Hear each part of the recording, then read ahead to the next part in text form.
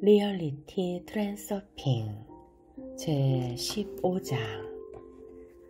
당신은 언제나 원치 않는 것을 얻는다. 앞에서도 말했듯이 펜듈럼은 지지자들에게서만이 아닌 반대하는 사람들에게서도 에너지를 얻어낼 수 있다. 그런데 에너지를 뺏기는 것은 문제의 반쪽일 뿐이다. 펜듈럼이 매우 파괴적일 때는 지지자의 행복과 미래의 운명도 모두 손상을 입을 것이다. 우리는 누구나 부정적인 정보나 달갑지 않은 사건을 수시로 마주치게 된다. 이 모두는 다름 아닌 펜듈럼의 찝쩍거림이다. 사람들은 삶에 이런 것들이 끼어드는 것을 원하지 않으면서도 언제나 두 가지 중 한 방식으로 반응한다. 그 정보가 큰 영향을 주지 않을 때는 거기에 별로 신경을 쓰지 않고 금방 잊어버린다. 그러나 어떤 정보가 자신을 화나게 하거나 겁을 주면 그 정보가 뭔가 자기와 깊이 관련된 것이며 사념 에너지가 거기에 사로잡힌다. 펜듈럼의 올가미에 걸려 펜듈럼의 공명 주파수에 동조되는 것이다. 그 다음에는 어떤 일이 일어날지 쉽게 짐작할 수 있다. 그는 화를 내기 시작하고 분개하고 걱정하고 두려워하며 불만을 마구 토해낸다. 무슨 뜻인가 하면 그는 그 파괴적인 펜듈럼의 주파수에서 에너지를 방사하고 있는 것이다. 펜듈럼이 그 에너지를 모두 수확하지는 않는다. 그중 일부는 가능태 공간의 특정 섹터로 간다. 그 사람의 사념 에너지의 매개 변수가 그러하기 때문에 그는 그가 피하고 싶어하는 것들만 널려있는 가능태 공간의 섹터로 옮겨가게 된다. 앞서 말한 대로 사람의 사념 에너지가 특정 주파수에 고정되면 그 사람은 거기에 맞는 인생 트랙으로 옮겨지는 것이다. 이 경우 펜듈럼은 그 지지자에게 파괴적으로 작용한다. 펜듈럼이 그 올가미로서 그의 주파수를 붙들어 놓고 있기 때문이다. 당신이 대참사나 자연재해에 관한 정보를 듣고 그것을 귓가로 흘려보낸다고 생각해보자. 사실 당신에게 그 영향이 끼쳐오는 것이 아니라면 그 때문에 스트레스를 받을 필요가 없지 않은가. 이런 경우에는 대개 자연재해는 다른 곳에서 일어나고 있고 당신은 피해자가 아니라 지켜보는 사람으로 존재하는 인생 트랙에 있게 될 것이다. 당신이 피해자가 되는 인생 트랙은 비껴간다. 그 반대의 경우도 마찬가지로 성립한다. 당신이 재난과 불행한 사건에 대한 소문이 자신에게 영향을 미치도록 놔둔다면 당신은 그것을 슬퍼하면서 친구들과 그것에 대해 이야기를 하며 시간을 보낼 것이다. 이럴 경우 당신은 곧 그런 재난의 피해자가 되는 인생 트랙으로 옮겨갈 가능성이 아주 커진다. 뭔가를 피하려는 욕구가 강하면 강할수록 그것을 갖게 될 위험은 더욱더 커진다는 것이 분명해졌다. 원하지 않는 것에 맞서 싸우는 것은 사실은 바로 그것을 인생의 한 부분으로 만들려고 갖은 애를 쓰는 것이나 마찬가지다. 달갑지 않은 인생 트랙으로 옮겨가고 싶다면 그토록 별나게 애쓸 필요조차 없다. 부정적인 생각을 하면서 거기다 감정을 실어주는 것만으로 충분하다. 예컨대 궂은 날씨를 싫어해서 비가 지긋지긋하다는 생각만 계속해보라. 이웃이 시끄럽게 굴어서 당신은 늘 그들과 싸우거나 마음속으로 그들을 경멸한다. 당신은 뭔가를 두려워하고 그것이 당신을 불안에 빠뜨린다. 직장일이 지긋지긋해서 일에 대한 혐오의 감정 속으로 빠져들고 만다. 두려워하거나 혐오하거나 경멸하는 것과 같은 당신이 정말 꺼리는 것들은 당신을 어디서나 따라다닐 것이다. 물론 피하고 싶은 다른 것들도 많지만 그것이 지금 당장 당신을 크게 괴롭히지는 않는다. 이런 경우 그 일들은 당신의 인생에 끼어들지 않을 것이다. 실제로 일어나지 않는 것이다. 그러나 꺼리는 그것이 당신에게 영향을 미치도록 허용하여 혐오감을 느끼고 부정적인 감정을 품자마자 그 원치 않는 일은 틀림없이 당신의 삶 속에 현실화될 것이다.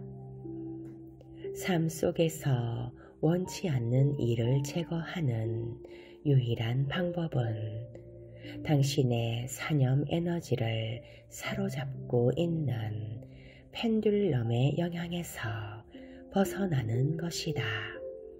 이제부터는 펜듈럼이 찝쩍거리도록 놔두지도 말고 그 게임에 빠지지도 말라.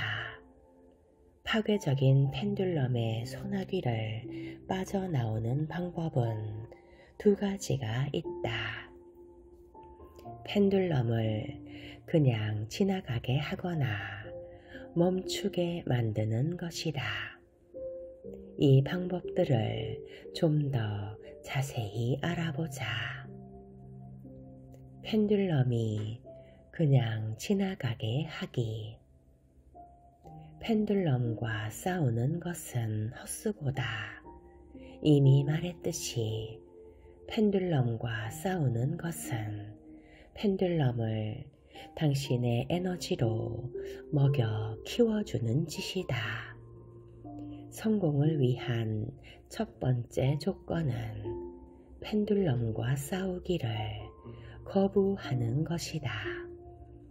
첫째로 당신을 괴롭히는 것을 싸워서 떼어놓으려고 애쓰면 애쓸수록 그것은 더욱더 기를 쓰고 당신을 따라다닐 것이다.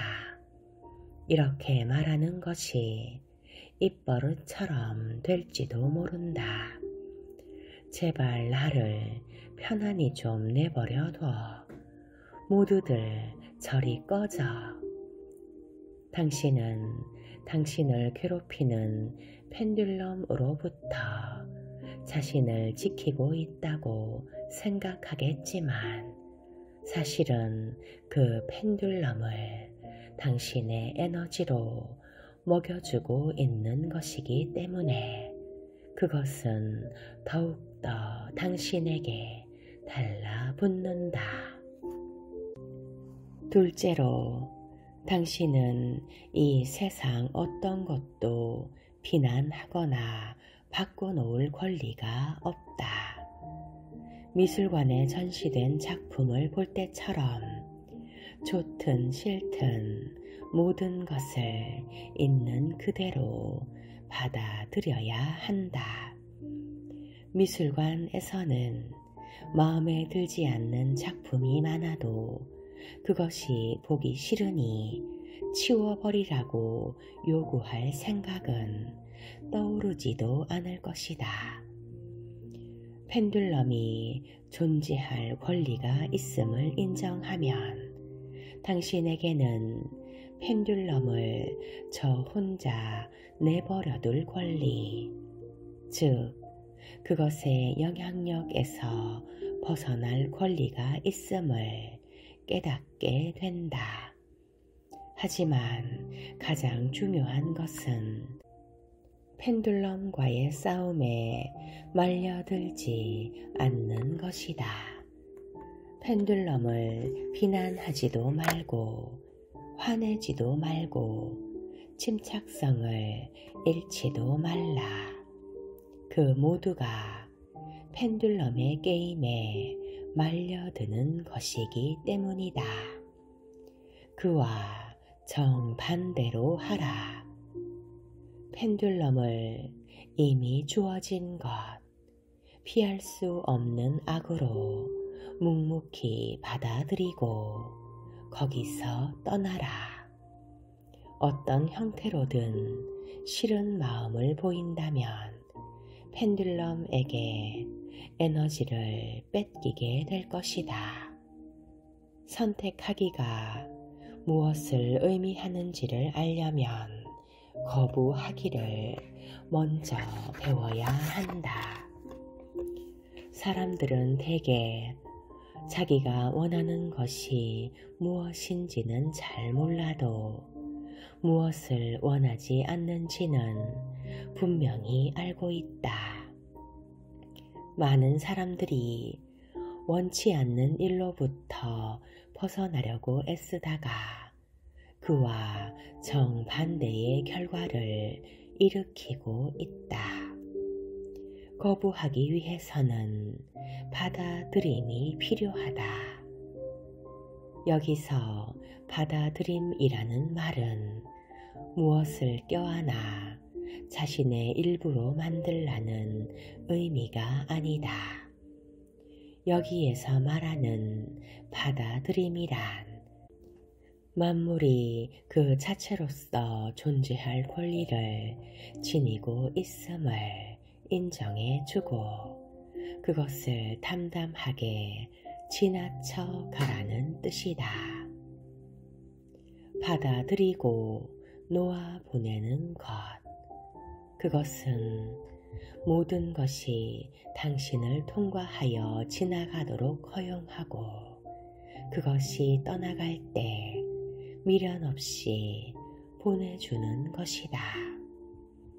그와 반대는 받아들여서 곁에 붙들어 두는 것, 그리고 거기에 집착하거나 저항하는 것이다. 좋아하지 않는 어떤 것에 대한 생각이 당신을 괴롭히고 있다면 그것은 결국 당신의 삶에 나타날 것이다. 어떤 사람이 사과를 좋아하지 않는다고 상상해 보자. 그는 사과가 그냥 싫다. 사과만 보면 역겹다.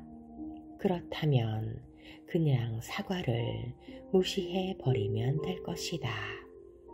하지만 그는 자기가 사는 세상에 사과와 같은 역겨운 것이 존재한다는 사실을 받아들일 수가 없다. 사과가 눈에 들어올 때마다 짜증이 난다. 그리고 그 혐오스러운 느낌에 대해 열심히 이야기한다. 이것은 물질 차원에서 일어나는 일이다. 하지만 에너지 차원에서 보면 그는 탐욕스럽게 대들어 사과를 입에 쑤셔넣고 우적우적 요란스럽게 씹어먹으면서 자기가 얼마나 사과를 혐오하는지를 외쳐대는 꼴이나 마찬가지다. 그는 호주머니에 사과를 가득 쑤셔넣은 채 목이 메도록 개걸스럽게 먹으면서 사과는 정말 질린다며 또 불평을 늘어놓기 시작한다. 사과가 싫으면 그것을 자신의 삶 밖으로 던져버리면 된다는 생각이 그에게는 떠오르지조차 않는 것이다.